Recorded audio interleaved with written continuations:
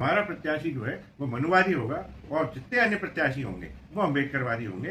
सवर्णों और सनातनियों का यही विरोध है कि हमें किसी भी राजनीतिक दल की आवश्यकता नहीं है। हम सत्ताएं बनाएंगे और सत्ताओं में आने के बाद हम ऐसे काले कानूनों का अंत करेंगे। दतिया उपचुनाव का बिगुल बज चुका है। यह चुनाव केवल एक विधानसभा सीट का चुनाव नहीं माना जा रहा, बल्कि इसके इर्द गिर्द कई तरह की राजनीतिक और सामाजिक चर्चाएं भी तेज है।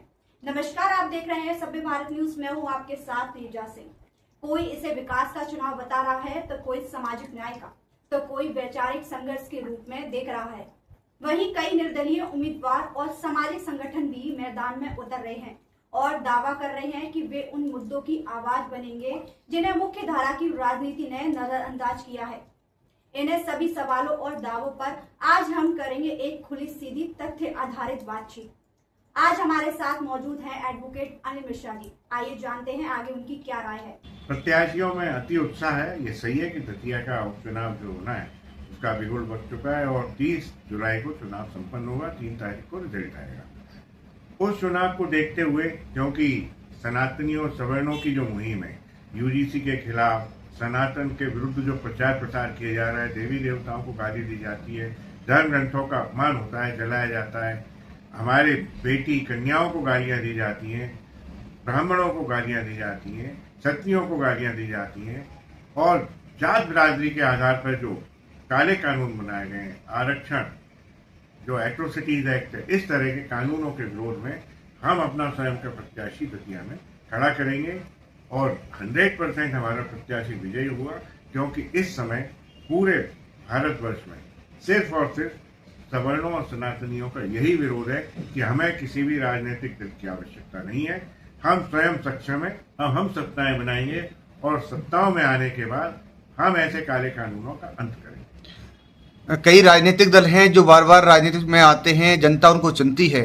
क्या लगता है आपको कि जनता की अपेक्षाओं पर राजनीतिक दल खरे नहीं उतरे हैं और ऐसे क्या कारण मुख्य रहे हैं जो नहीं करना चाहिए था लोग? देखिए, आज तक जितने राजनीतिक दलों को जनता ने आजमाया, सवर्णों ने साथ दिया, कभी कांग्रेस का, कभी बीजेपी का, अन्य दलों का, लेकिन कोई भी ऐसा राजनीतिक दल सामने नहीं आया जिसने जात बिरादरी के आधार पर बनाए गए कानूनों का विरोध किया हो, कभी जिसने यूजीसी का विरोध किया हो, जिनने देवी देवताओं को गाली देने वाले लोगों का विरोध किया हो, सनातन को गाली देने वालों का विरोध किया हो, साथ ही जिसने ब्राह्मणों को गालियां दी जाती हैं और उनके बच्चियों को, कन्याओं को गालियां दी जाती है, इसका विरोध किया हो।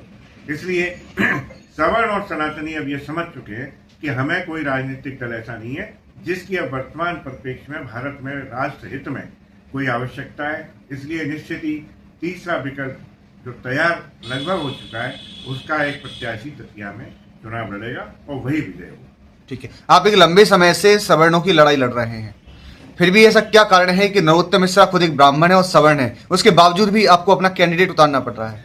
देखिए, ऐसा है, हमारे यहाँ पे व्यक्तिगत स्वार्थ के लिए बहुत सारे ऐसे प्रत्याशी हैं, बहुत सारे ऐसे विधायक और सांसद हैं जो सवर्ण हैं, लेकिन वो अपनी आवाज हमारी आवाज में नहीं मिलाना चाहते, हमसे कदम से कदम मिला के चलना नहीं चाहते, तो हम उनका भी विरोध करेंगे, हम उनको मान्यता नहीं देंगे। ठीक है, तो कई जो नरोत्तम मिश्रा के समर्थक हैं वो कह रहे हैं कि ब्राह्मण विरोधी हैं और कुछ वोट काटने के लिए आप लोग प्रत्याशी उतार रहे हैं, तो इसको कैसे आप? ये समय बताएगा हम वोट कटुआ है या अब वो वोट कटुआ बनने वाले हैं, ये समय बताएगा। ठीक है, तो कई लोगों का ये कहना है कि चुनाव आते हैं, कई नेता उचक के बाहर आ जाते हैं, तो क्या इस चुनाव में जीत हो या हार हो, उसके बाद भी आपका संघर्ष जारी रहेगा? बिल्कुल, हम जीत और हार की परिस्थितियों पर विचार नहीं करते, हम संघर्ष पर विश्वास करते हैं। और मैं नेता नहीं हूँ, मैं एक समाज का वर्कर हूँ और समाज को एकजुट कर रहा हूँ, सनातन के हित में काम कर रहा हूँ और मैं लगातार काम करता रहूंगा जब तक मेरी अंतिम सांस चले।